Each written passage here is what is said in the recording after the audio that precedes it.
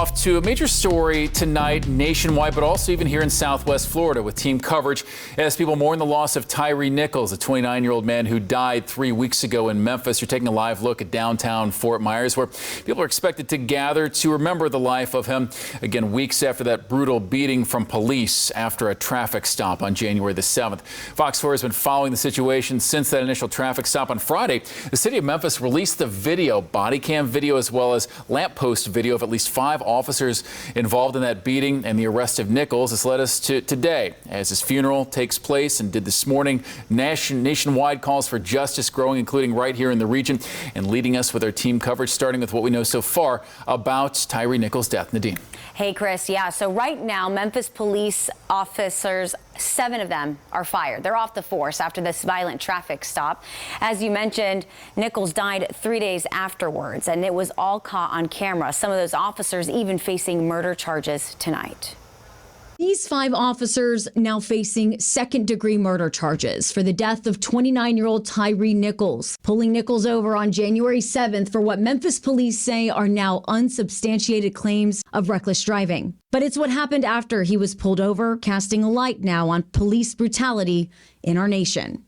And all of it was caught on body camera video. Fox 4 watching the video in its entirety, showing police tasing Nichols and he running away. Then, once the officers caught up to him, the brutal beating, kicking and tasing to where Nichols had to be hospitalized. He died 3 days later. We're confident that we'll be able to prove every element of every of those offenses charged to a jury beyond a reasonable doubt. Now, Memphis prosecutors say they are looking at every person who responded, from police to fire to medical, with 2 additional officers now out of their jobs tonight. And a formal investigation continues, watching the actions or lack thereof of those on video from that deadly night. And this case, once again, is putting a spotlight on police brutality as cries for justice are heard today with Tyre Nichols' funeral. He was laid to rest just hours ago. And tonight, our own community also grieves. They are actually coming together for a vigil beginning as we speak. Fox 4's Sherri Armstrong continuing our team coverage now from downtown Fort Myers. Sherri, talk about the mood out there right now. Sure. So, Nadine, aside from that motorcycle that you might hear passing in the parking lot next to me, it's actually pretty quiet out here. Behind our cameras, there are about 30 to 40 people, and we're going to have team coverage where you can actually see that for yourselves. But I want to touch on something that you started talking about, which is the funeral for Tyre Nichols tonight. This sentiment of gone too soon really heard throughout the funeral this afternoon. He was 29 years old, the father and son remembered by a church led by a passionate pastor.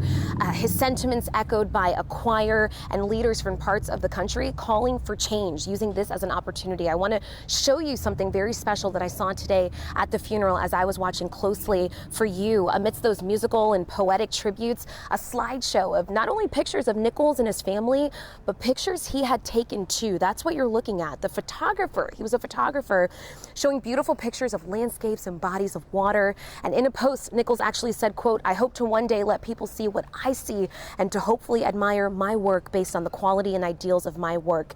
His work on display and alongside what speakers called a celebration of his life today, a call for action also, and a call for reform. Civil rights leader Al Sharpton gave that eulogy today, calling out the 5 Black officers involved, saying, quote, "How dare you?" Noting that what happened to Nichols actually took place not too far from where Dr. Martin Luther King Jr. was assassinated. I also want you to hear this. We heard from family members of Tyre Nichols today.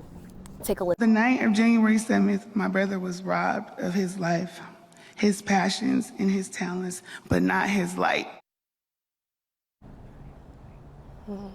The call for justice and change echoed by the Nichols family attorney as well, Ben Crump, and Vice President Kamala Harris was also there at the service today. She actually called for the signing of the George Floyd Justice and Policing Act, which calls for an end of certain policing techniques. Now, again, we have seen protests and vigils throughout the country, and we are seeing some tonight here in Southwest Florida. In fact, we are live here in downtown Fort Myers, and I'm here with Fox 4's Brianna Brownlee, who's been speaking to people about coming out here tonight, and she's actually joining you from that location. Bree, what are you seeing as of right now?